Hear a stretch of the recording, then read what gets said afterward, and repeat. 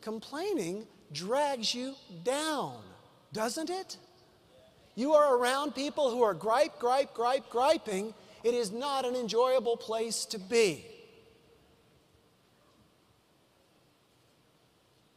Complaining is damaging for your health. Complaining is damaging for your relationships, and it is damaging for your career. Dr. Robin Kowalski, the University of Clemson, has done a lot of studying into complaining. And when it comes to health, here's how she puts it. Doctors say that symptoms increase with symptom reporting. Now, doesn't that sound like a doctor? Symptoms increase with symptom reporting. If you are talking about your health in a negative way, you get negative health. My wife has a group of friends who get together every Thursday night for margaritas. They call it group therapy.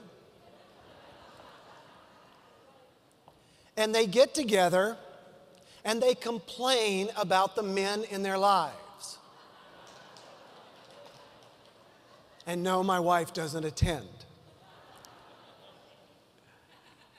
But not a single one of these women has a happy, healthy relationship.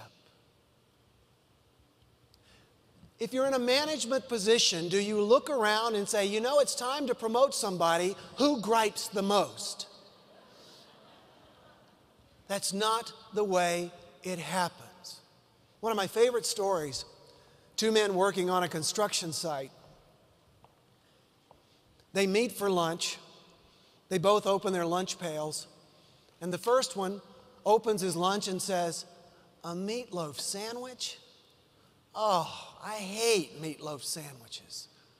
His friend just eats his lunch quietly. The next day, the two pair up again for lunch. The first one opens his lunchbox and he goes, "Another meatloaf sandwich? Ugh." The third day, the three come together for lunch, or the two come together for lunch again. And the first one opens his lunch pail and says, "I've had it. Day in, day out, the same thing, meatloaf sandwiches." And his friend says, "Why don't you ask your wife to make you something else?" And the guy says, "I make my own lunch."